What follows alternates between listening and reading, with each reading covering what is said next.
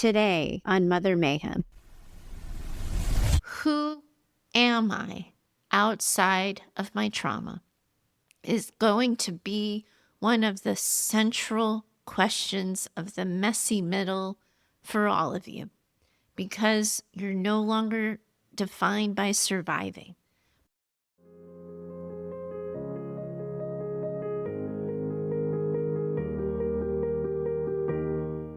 Welcome back to Mother Mayhem, the podcast for daughters of narcissistic and emotionally limited mothers. I'm your host, Heather Gray.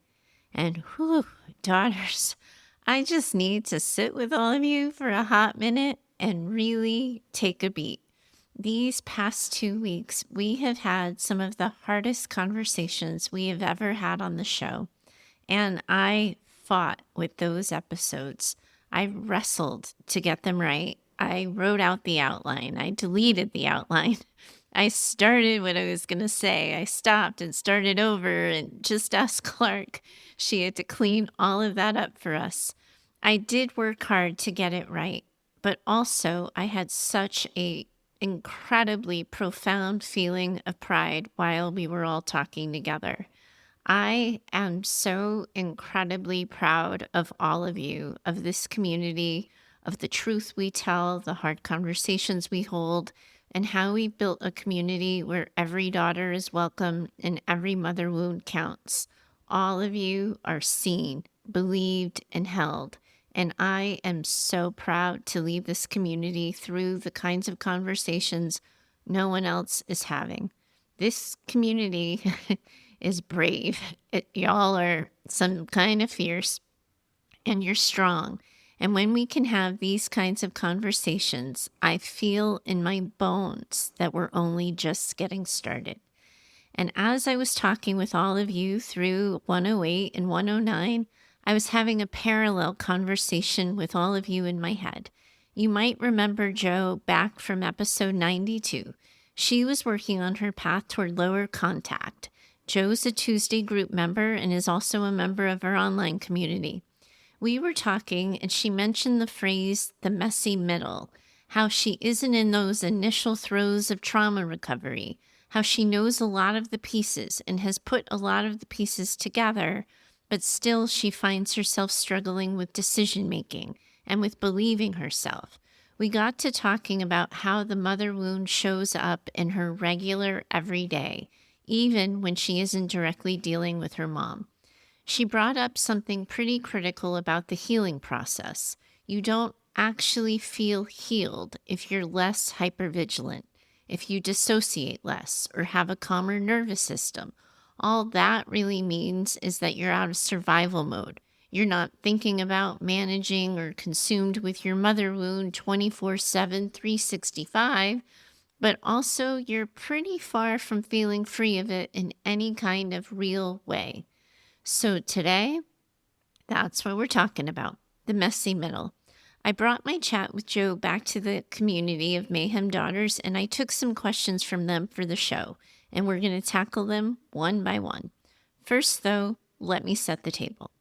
I want to help us get on the same page about what we mean when we say getting out of survival mode, what the messy middle actually looks like, and what it calls on all of you to do and deal with. When we talk about survival mode, we're talking about the body and the brain being wired for protection above all else. Hypervigilance, scanning for danger, dissociating, or shutting down.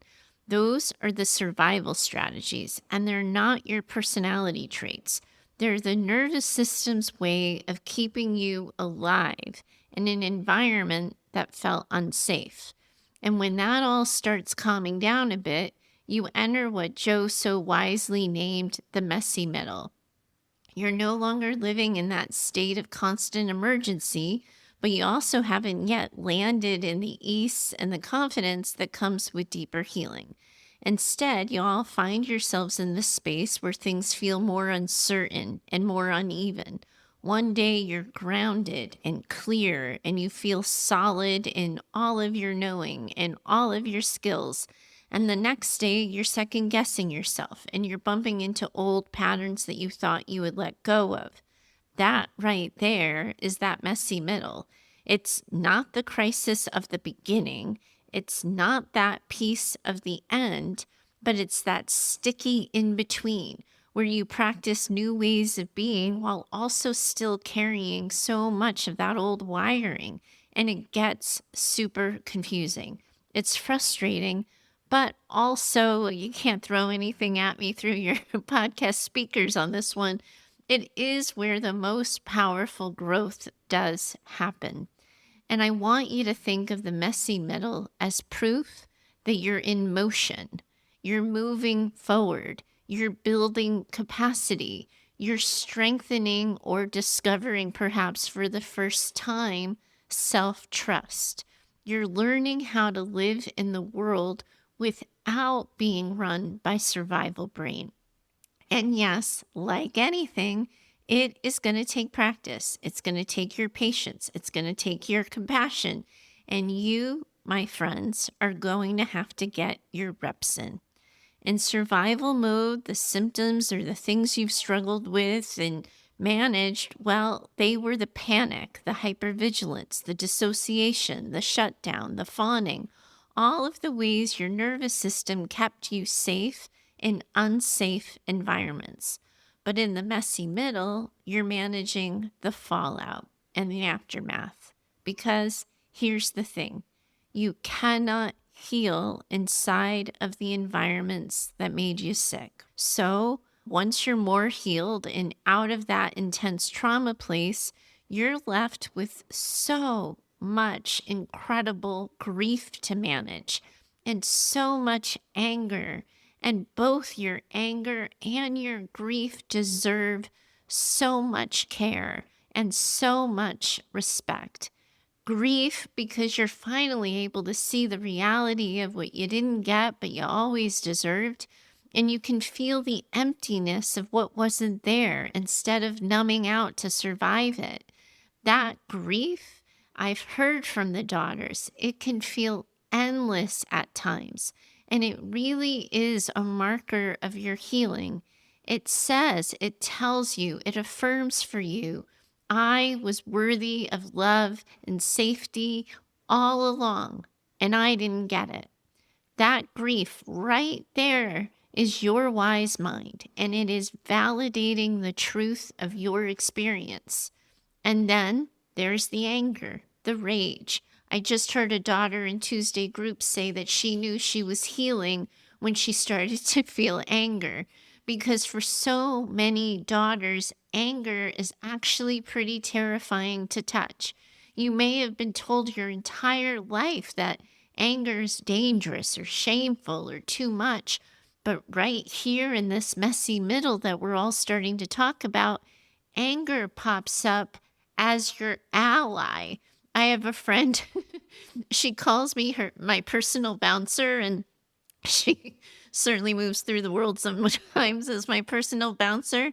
But anger's like your personal bouncer. It's your ally. It's your wise mind having your back and saying, that wasn't okay.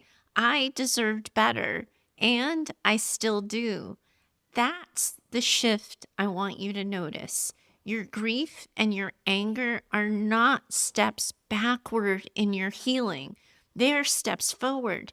They are your nervous system and your wise mind showing you what you never had, but that you always deserved. And they are invitations to honor yourself, to set boundaries, to stop settling for scraps, and to finally build a life where you can feel centered inside of it. And it's right inside this messy middle where you're going to be challenged to build upon everything connected to yourself. Self-trust, self-care, self-awareness, self-acceptance. But you're challenged to do this inside of a life where you were never even allowed to develop a self, to learn what you even wanted, to know your values or how to be your own best friend. And all of these are the challenges you're going to face as you sit in and confront this messy middle, you do have to come to know yourselves, to learn about yourselves, to get curious about yourselves. And this can be really incredibly scary and intimidating when you have never known the safety necessary to be able to do it. In our weekly groups in the online community, every week they're filled with these stories and questions from that messy middle. And I know a lot of you listening in right now have your own questions too. And I promise you, this is going to be a conversation we will keep having together as a community. And for this week, we're going to tackle the questions that came inside of Mayhem Daughters, but you are always welcome to write into your own. Head over to mayhemdaughters.com if you're interested in joining the conversation, and let me know what's on your mind over there. But for right now, we're just going to dig right into the questions that were posed inside of the community. Okay, up first, one daughter wrote, "Such a great question, Heather. I think for me, it's about being okay in this new level I'm in. It feels very different than survival mode, but because it's so new and I have no history with it, I sort of feel a little lost. For a while, I thought that I had to get it right this time. Then I realized that was part of my trauma. I'm trying to stay open and curious, and I'm learning how to trust myself more. When old patterns or anxious feelings come up, I have a much shorter time to get back into wise mind. I guess it's all about choice, and I finally learned how to take my own power back, and it's all good, really, even if it feels so strange." What a cool thing for a daughter, right? To be able to notice right inside herself that something can feel different without pinging the feeling that something is wrong. And this is something so many daughters feel right smack dab in the messy middle. How unfamiliar it can be to not be in crisis. And survival mode, for all of its pain, also, if we're going to be honest with one another, has a little bit more clarity to it because you know what to do. Hypervigilance, fawn, dissociate, shut down. Those responses became patterned for you and practiced. But this new space, this messy middle, it doesn't have a history in your body yet. So, of course, it is going to feel strange. You're building something that you haven't even lived before. And so it makes sense to me that your nervous system doesn't yet quite know what to do with that freedom. And what you noticed, "I thought I had to get it right this time," is such an important thing. That urgency is your trauma voice. It's survival brain trying to stay in control. And the fact that you can catch it, name it, and shift back to curiosity, that right there, my friend, is your wise mind doing exactly what it's supposed to do. And when you are wrestling with really big questions like this, I think it's important to work on giving yourself experiences and practice with safety that don't come with demand or expectation. So, this is what that might look like. First, we've been talking about this in the community, but pausing to notice. There is so much power to be had in simply pausing and noticing.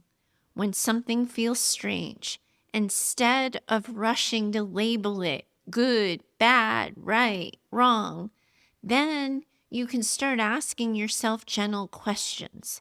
What about this moment feels new? What part of me is looking for the old rule book? And then you start letting little small practices start to count. And that might be one good old-fashioned deep breath. It might be a boundary or a moment of choosing differently as proof that you're not in survival anymore. You don't have to force this new level to make sense all at once. It's simply, honestly, going to be enough to notice this feels different and I'm still safe. That is how you slowly build trust in yourself and in your body. So rather than trying to get it right, stay with what you're already doing, being open and curious, and creating those shorter returns to wise mind for yourself. That right there is the power you've reclaimed.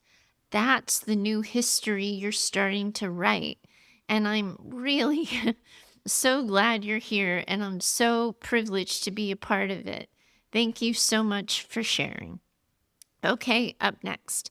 Once I started understanding what had happened throughout my life, I thought that the understanding and clarity would magically make me be able to stop all of the survival habits, all of the trauma brain. And boy, was I wrong. I think I'm learning about who I am outside of trauma sometimes, but then I question myself and wonder if I'm doing this right. Tell me you're a daughter without telling me you're a daughter. I wonder if I should try a bunch of hobbies and find something that interests me and if that might be a part of my healing. Well, it's pretty cool, isn't it? Do you see what just happened there?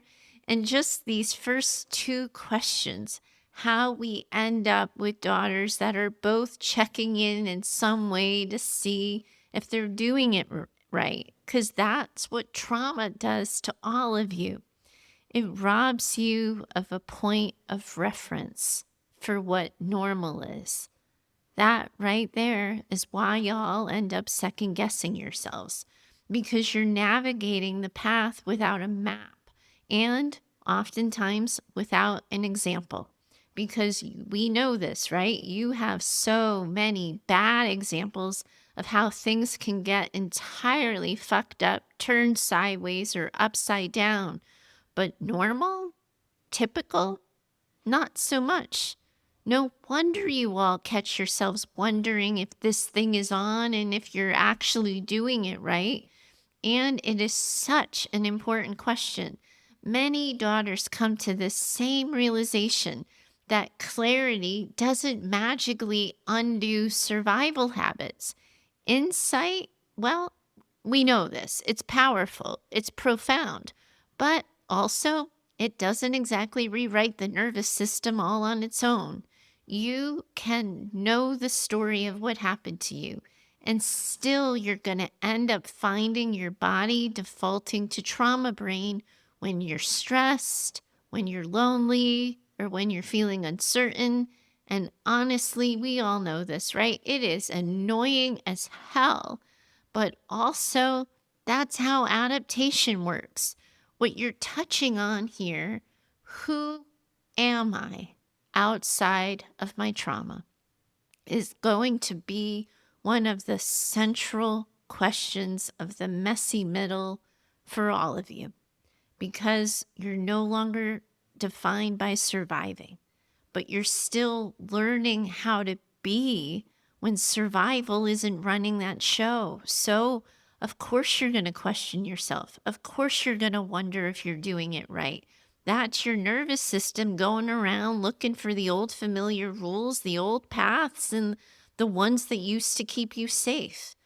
But I'd like to offer you a reframe. Healing is never going to be about doing it right.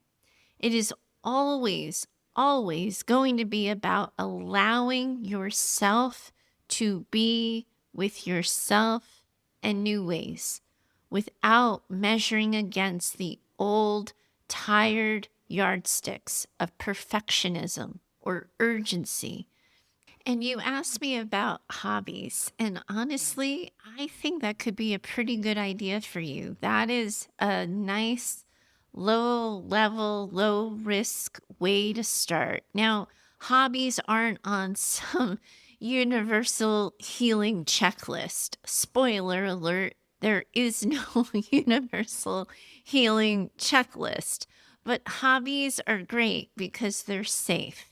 They're low risk ways of getting to know yourself, learning about your likes, your dislikes, your preferences.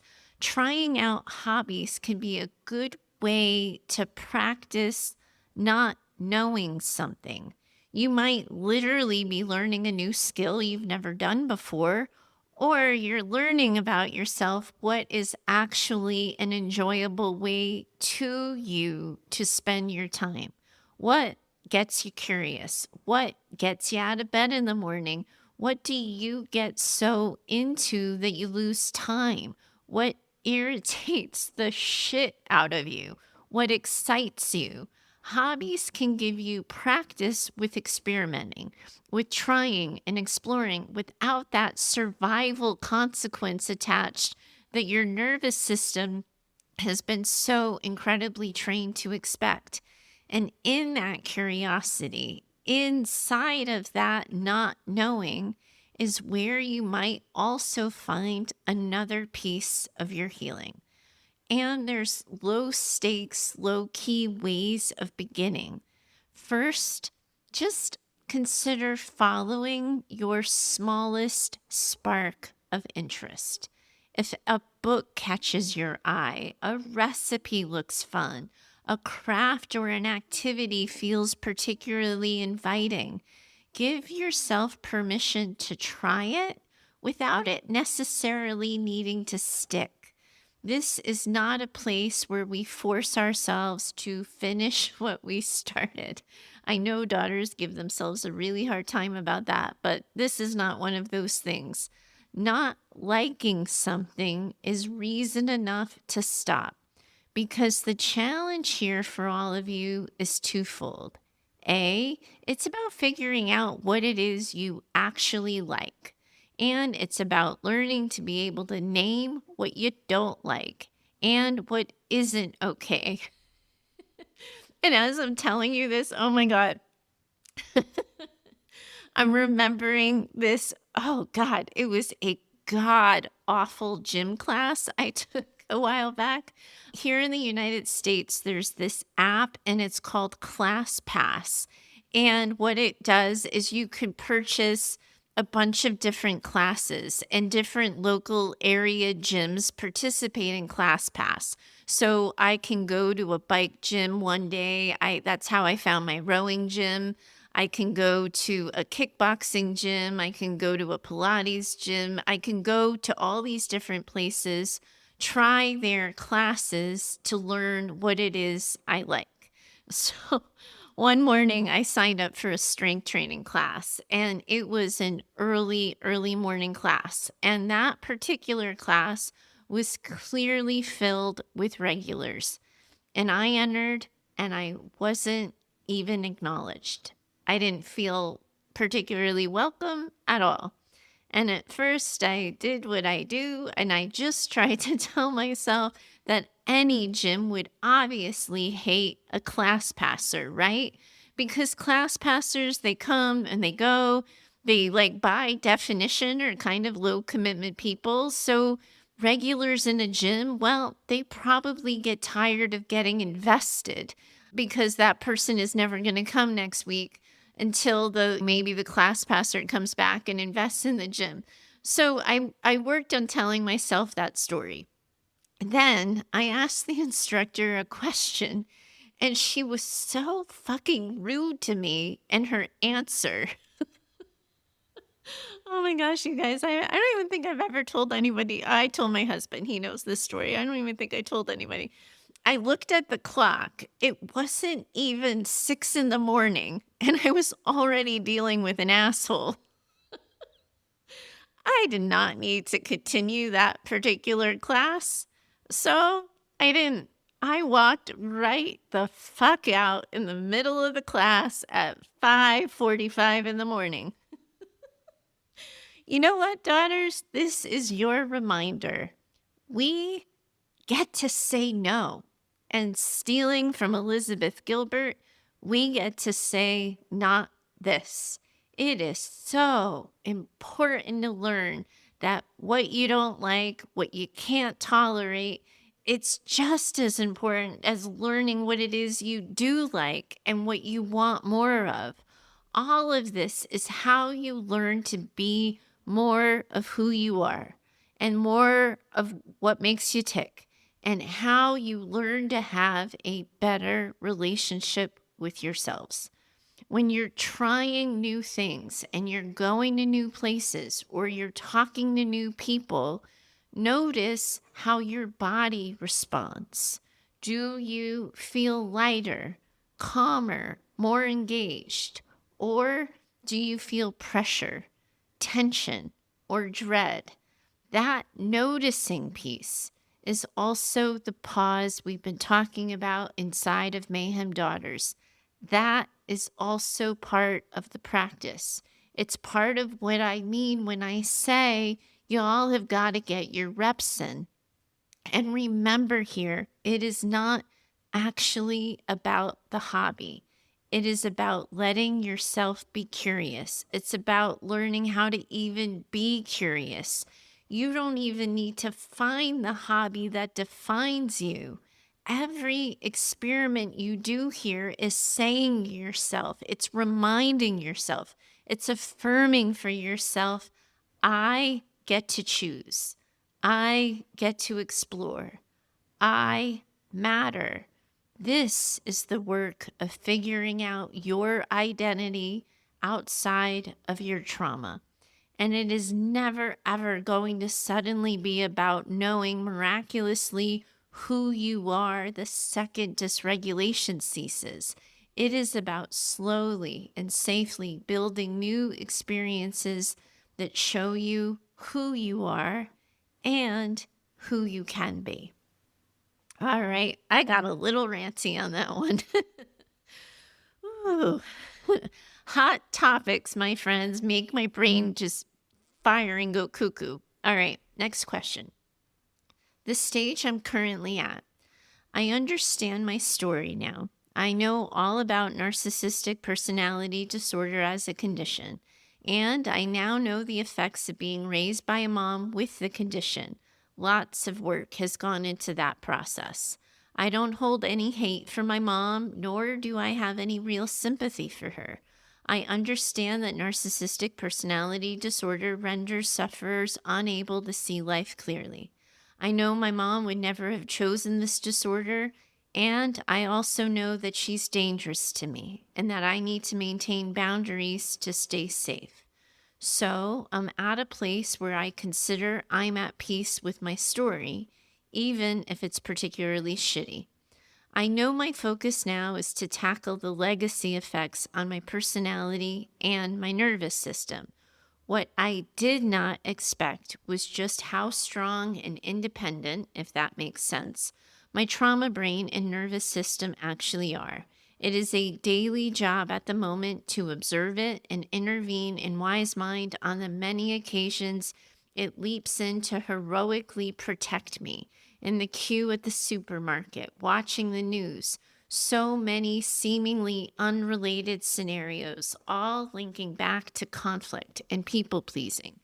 It also gets louder at the slightest sign of weakness. My period, my hormones, illness, or other events in life, good or bad, the list just goes on and on. So, Heather, in answer to your question, the messy in the middle bit for me is this game of whack-a-mole I'm playing with my trauma brain.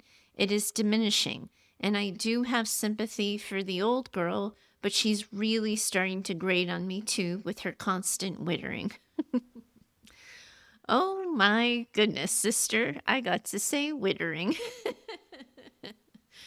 Well, here's the thing. Trauma brain really can feel like this relentless game of whack-a-mole. It pops up in that checkout line, in the middle of the news, when hormones shift, when you're sick, when you're celebrating, when you're grieving. That's the nervous system for you, right? It's the old wiring doing exactly what it was built to do. Scan, alert, protect, and of course it is going to feel like a full-time job. But here's what I want you and every daughter listening to hear. When you know you're someone living with trauma, you are not obligated to pull out your inner child into the grocery aisle to shop with you. You do not need to sit with trauma brain when you're doing something you're trying to enjoy. You get to know that trauma brain is a thing you deal with. You can expect it. You can see that fucking mole pop right up and you can say to it, I see you. I know what you're about. I know what you're trying to do, but not now. I'll deal with you later. You get to control the timeline, the pacing, and you don't have to pick up every little single thing to examine it, process it, sort it out. At the beginning, when you're just figuring all of this shit out, you do have to do that. But once you know you have this thing called trauma brain and this thing called your inner critic, and you know it likes to steal the spotlight, you can start telling it to pipe down, to sit the fuck down, that you will get to her later. This is different, by the way, than ignoring her.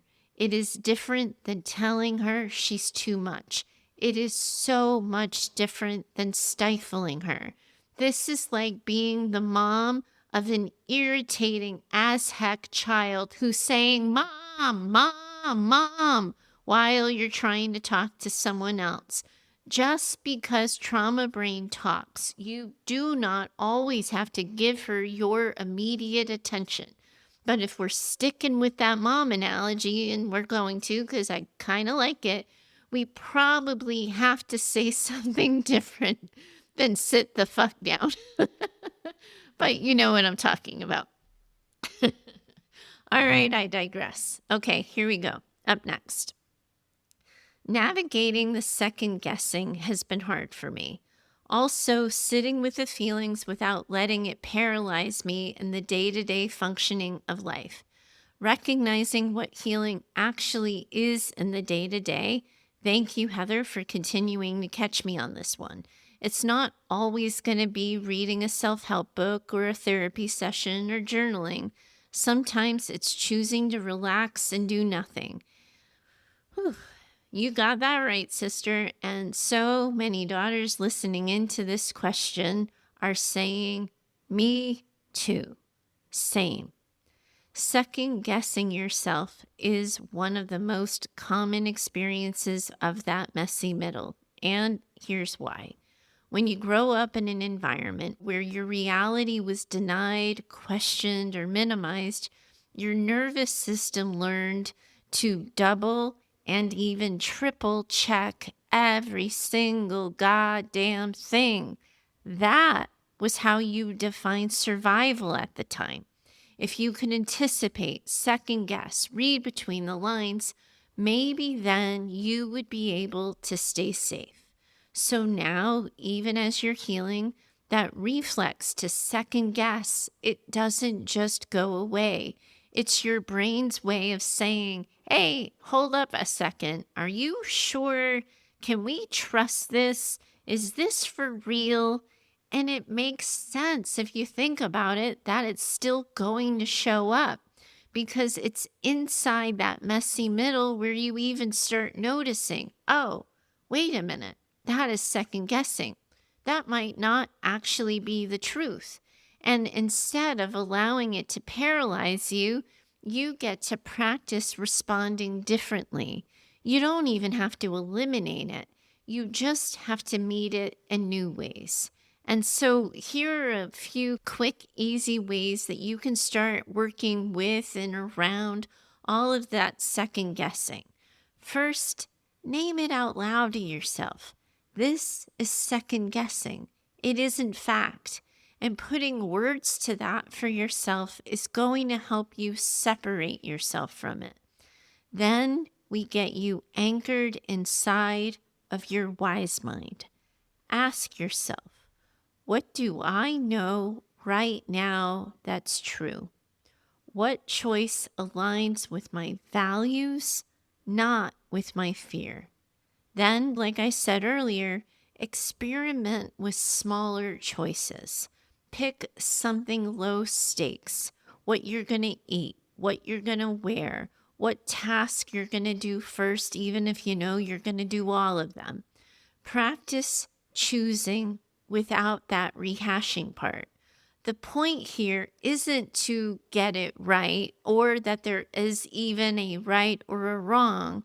It's about reminding your nervous system that you can decide and also survive, then you guys have a hard time with this. And I know you do, but you got to offer yourself some compassion. Sometimes it's going to be about, instead of fighting the second guessing, try thanking it.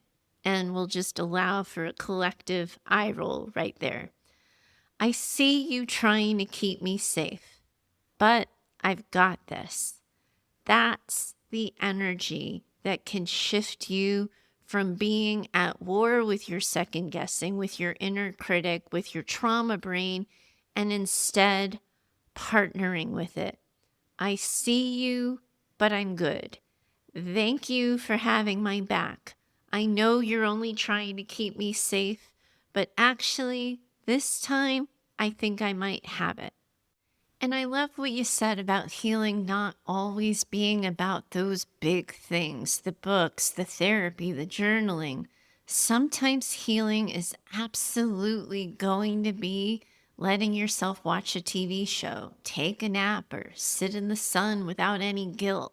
That is wise mind. That is healing, because you're proving to yourself, I don't have to earn rest. I don't have to second guess my right to simply be. The messy middle is going to always be asking you to practice trust again and again in those small, ordinary moments. And over time, those moments build into a new story and a new truth where second guessing does not get that final say. All right, we're all up on a roll here. Okay, next. What a wonderful question. I'm struggling right now with my decision-making abilities. If it's my trauma that dictates my decisions or if I truly want it. For example, I have a full-time job and 3 kids. It's crazy busy at home with all of the activities after work. I work in a different place now, which is a smaller community hospital. The patients aren't as complex, and it's kind of boring. I'm good at my job, and everyone is super nice. So I just got another job on top of my full-time work with shifts. I decided to write lectures for a community college program that they're opening up. And I think it's pretty cool to focus on academia and educate other young lab techs. And I know theory and practice really well.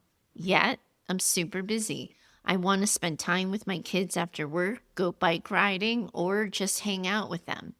Did I pick another job because I think I'm just not that good enough? Or do I always need to be working on myself? Am I a failure and not so smart, according to my mom? So am I still trying to prove her wrong to show her that I'm indeed smart and that I can be loved if I do all this extra stuff? Or am I doing this because I truly want to? I don't know the answer at all. And that's the messy middle of healing. I know enough now to recognize when I'm not feeling good in my body, learning how to set boundaries slowly, but I can't seem to figure out what do I do or what do I want. This is such a good question, and I am so grateful to all of you daughters for putting yourselves out there like this and for being willing to open the curtain a little of our online community so that everyone listening can see what we're about and what we're up to. But I also know that we're inside that sacred trust that we have inside that space. And I really am so grateful in this moment that we can help other daughters listening in by welcoming them into these kinds of important conversations we have every single week. Because this one, it's pretty vulnerable, but it's also really important. How do we trust the decisions we make are the right ones for us today in wise mind? Not the ones we were programmed to have, not the ones we think we should have, not the ones on any kind of real or imagined timeline, but the ones that actually fit us today, that fit who we are today and what we want for ourselves today. So here's my take on this. This right here is we're smack dab in the heart of the messy middle. You have named it really clearly. This is the tension between, is this my trauma or is this me? And the confusion makes a lot of sense. We just talked about it earlier in this conversation. For so long, your decisions had to be shaped around survival, appeasement, proving your worth. So, of course, your nervous system's going cuckoo, scanning for all the old rules when you're making choices and decisions now. So, let's first normalize this a little bit. Every daughter I know who gets to this stage asks themselves some version of this question. Am I doing this because I want it or because I'm still trying to prove something to my mom? And not second guessing, man, oh man, it is such a tight part of that rewiring. You are learning to hear your own voice after years and years of it being drowned out. And unfortunately, this shit is going to take some time. What's really powerful here, and I want you to know this, is that you are asking the question. That right there is your wise mind speaking up.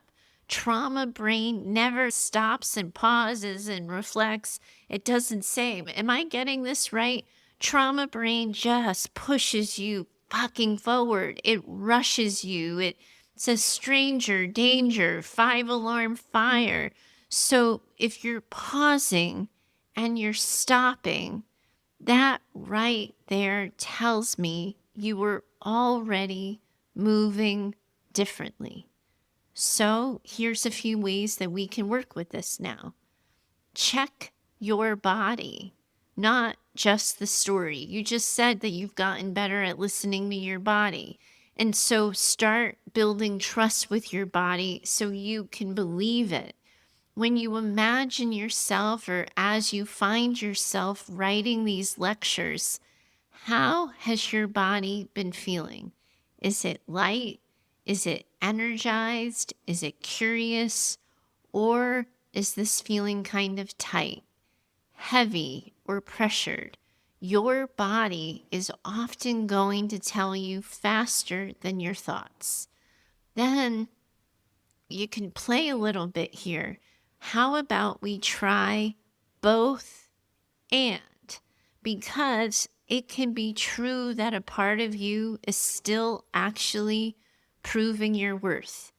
And part of you can also be genuinely curious about teaching. These two things don't have to cancel each other out. The messy middle is where you're allowed to hold both. And then maybe you run, for lack of a better word or a description here, quote unquote, an enoughness test. Ask yourself, if I didn't take on this role, would I still be enough? If the answer feels a little shaky or wobbly, that's a pretty good indicator that that's your trauma talking. If the answer feels steady, you may actually be feeling more aligned with what it is you actually want for yourself and for your life. Then you get to experiment gently. You can give yourself permission to try it without locking yourself into the idea that you're doing it forever. Curiosity can be a valid reason to explore as long as you're not sacrificing your peace to do it. And here's the other piece here. You don't have to get it perfect right now. The messy middle isn't going to be about always choosing from wise mind. It is going to at some point be about noticing when trauma brain is right up there in your mix and slowing yourself down and giving yourself permission to make the smaller, more values-based choices anyway. So maybe instead of asking, am I doing this for me or for my mom? Maybe the question is, what would choosing for me feel like? And this moment right now. That's how you start to build the muscle of self-trust, one decision at a time, without always needing to tie it up entirely in a bow. All right, next question. So much of what people have written above resonates with me too. For me, a big part of the messy middle is learning to be comfortable with slowing down. I'm so used to hypervigilance and, as Heather says, preventative defense, that just being present and living life in the moment seems boring, unstructured, unproductive, and wrong. I'm so used to having 1,000 problems to solve and solving them that just relaxing and reading or staring out at the sky seems wrong and uncomfortable. Trauma brain's telling me that I should be doing something, and I am really good at finding problems to solve and keeping busy, and that feels familiar and comfortable. Also, valuing the things that are not emergencies and screaming for my attention. That can also be pretty hard. So, the softer, quieter moments in life I often undervalue because they don't have that big energy of conflict. I guess I've learned that high conflict equals engagement equals connection. Although I now know that that latter part of the equation isn't true. Engagement does not necessarily equal connection. But as a daughter, it is what I learned. So breaking that habit has been pretty hard for me. Well, man, oh man, you daughters, this right here. You are putting into words something that so many daughters discover once that survival mode starts to ease up. Slowing down feels wrong. Hypervigilance, constant problem solving, the prevent defense. That, you're right, it's been your normal. Your bodies equate busy with being safe and scanning with connection and high conflict with engagement. So, of course, those quieter, softer moments end up feeling boring, unproductive, and garner suspicion. You can all say it with me at this point, but that's your nervous system doing what it was trained to do. Am I annoying all of you yet? This is exactly what makes the messy middle so goddamn messy. You're not living in emergency mode anymore, but your body still does end up craving the familiar adrenaline and the urgency of it all. So relaxing into something that feels more like being present is going to feel foreign, and your brain is going to interpret foreign as being unsafe. That's why you're always looking for new problems to solve. So we've got to normalize this a little bit. Slowing down is almost always going to feel uncomfortable at first. And that's because you're practicing something new. You're getting those same reps in that I keep yammering on about. You're building tolerance for the quiet, for pleasure, for rest, and you're building tolerance happens kind of slow. But here's where you can start. First, maybe you're working with yourself to redefine what being productive looks like. In the messy middle, resting, reading, staring at the sky is productive because it is rewiring your nervous system to trust the safety without the chaos. You can give quiet moments a little bit of a frame. If doing nothing feels intolerable, try telling yourself we're just practicing. We're recovering right now. Create a language for yourself so that period of time feels manageable. And like you have heard me say this entire conversation, it is going to be about starting small. From getting to know you already, right? Like we know each other, Tuesday group in the community. I know, for example, my friend, that you have been doing yoga. blowing up your spot a little bit. Sorry about that. And I also know that you have been finding a lot of relief in that.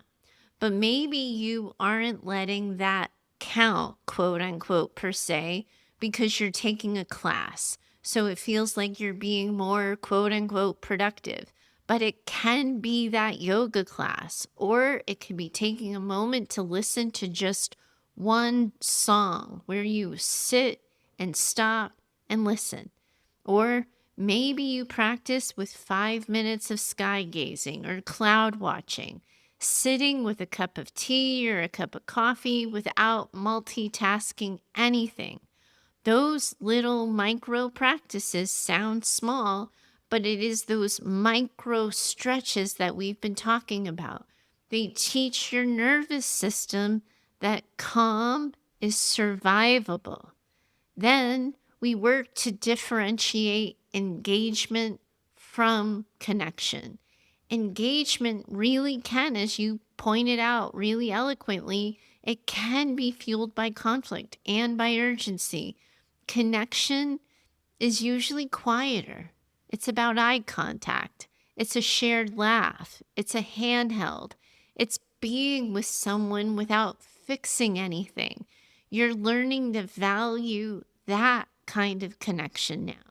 And the habit you're breaking of equating chaos with closeness is one of the hardest patterns for daughters to break. But every single time you let yourself kind of lean into those quieter, softer, gentler moments, you're writing a new equation. Presence equals safety. Quiet equals connection. Stillness equals enough. This is slow work. And the fact that you're aware of it, that you're naming it, and you're experimenting with it tells me that you're already in the thick of healing. Whew. Okay. Wow. All right.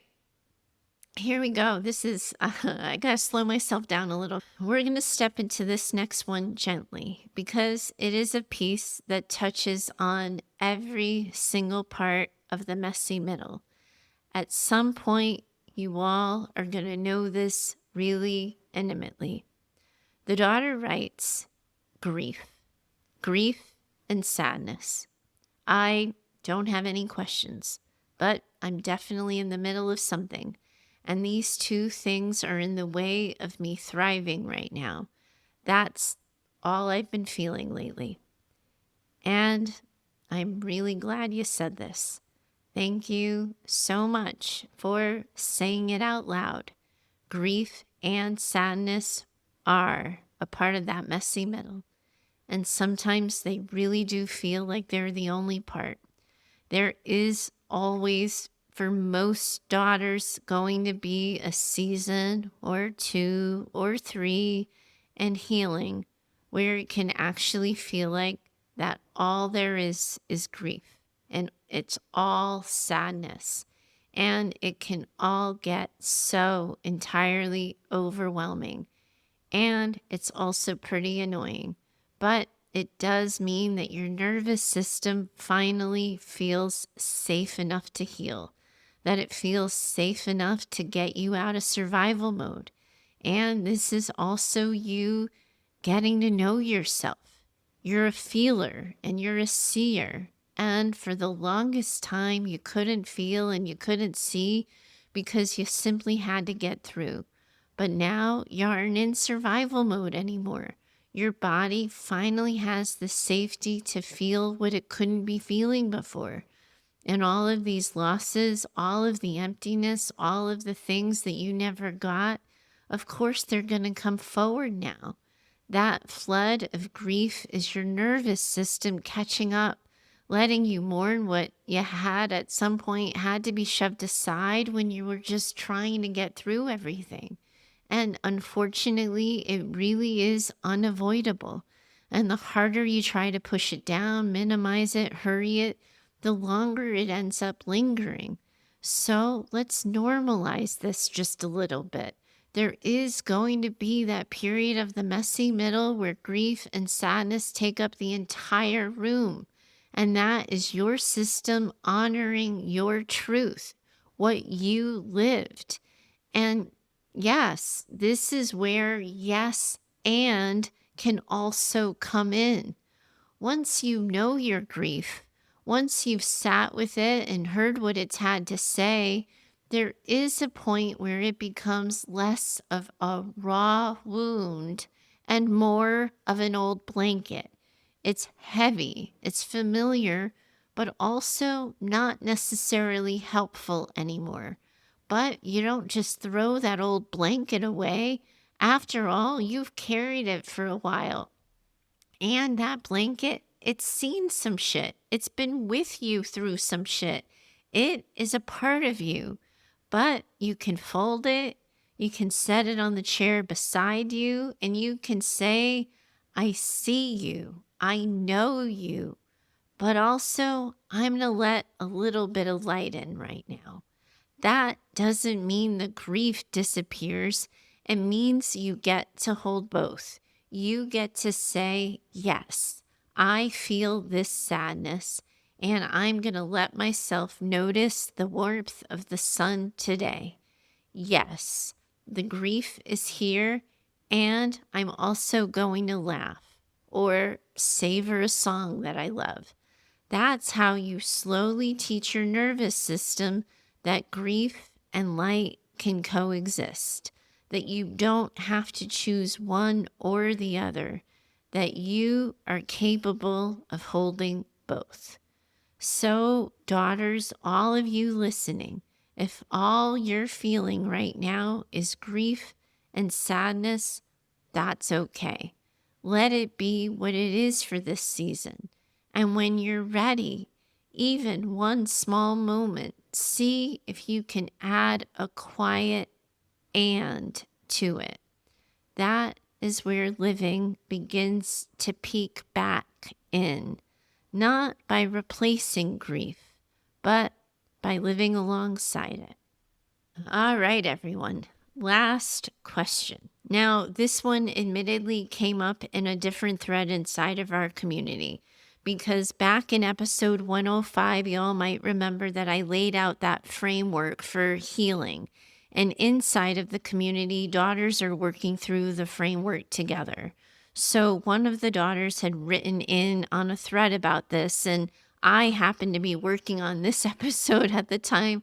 So I asked for her permission for it to be included inside of this conversation because I think it's another piece of what we're talking about, and it holds so many of the threads that we're trying to examine inside of this conversation. So here's what she had to say. I've been feeling sad and frustrated lately because it feels like I'm a lot more jumpy and hypervigilant. I thought I was doing something wrong. I'm going to breathe and EFT tap this week when I notice I'm dysregulated. I'm going to practice being gentle and not expect perfection right away. I hear my parents' voices requiring perfection or its failure. I want to give myself a time frame. I want to lay out a list of rules to measure myself by. The encouraging thing is that I can see the programming. I'm just frustrated on how to fix it and the length of time it takes to fix it. I'm frustrated because I feel like there's so much that needs to be healed and reframed, although everything inside me wants to call it fixing what's broken or being better. I'm thinking now that it feels very unsafe for me to feel like I'm not at the top of my game or that I'm struggling with something. I don't mean to type my scattered thoughts in real time, but I'm hoping that maybe I'm not alone in thinking or feeling this way.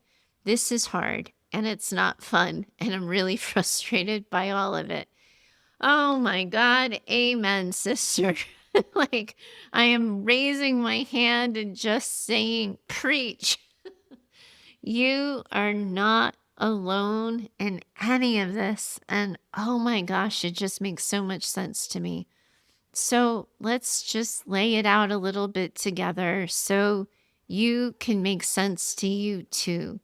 Sometimes when survival mode begins to soften, the nervous system does get louder for a little bit.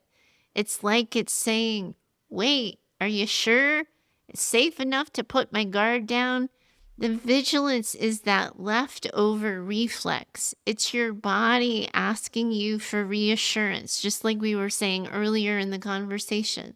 And it also makes sense that you want this list of rules and a time frame and a structure because that's old programming, right? Your parents' voices are right there, right here, requiring perfection, measuring worth by achievement. And your nervous system thinks that structure equals safety. That's your equation.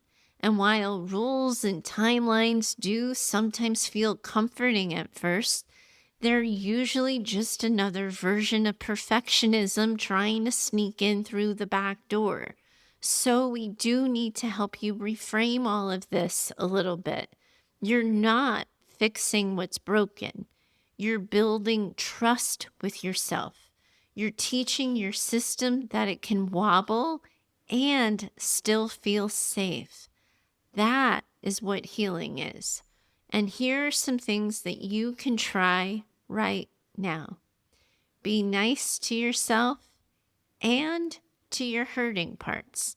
So when you notice that hypervigilance popping in, say to yourself, this is my body trying to protect me, but I don't need to be perfect right now.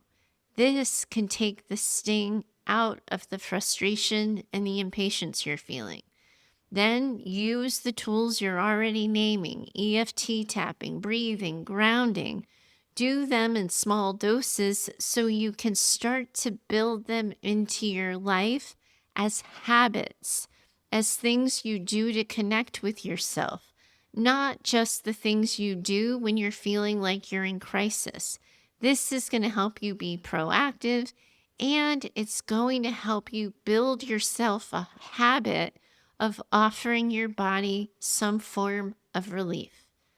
And instead of thinking of your rules so rigidly, let's work together to think of your rules as experiments. Instead of giving yourself a strict time frame, try perhaps a more curious one. For example, for the next week, I will practice noticing when perfectionism shows up, and I will work on choosing one gentle response. And we know this, right? I've said it over and over at this point today. It is going to take some time to get used to doing these new things, to building new habits and creating these new touchstones for yourselves, because you're creating safety in your life. But that is going to take getting your reps in. It is absolutely positively going to take practice. And yes, that practice will sometimes be mind-numbingly boring. Ask me how I know. But we want to help you shift from rules to rhythms.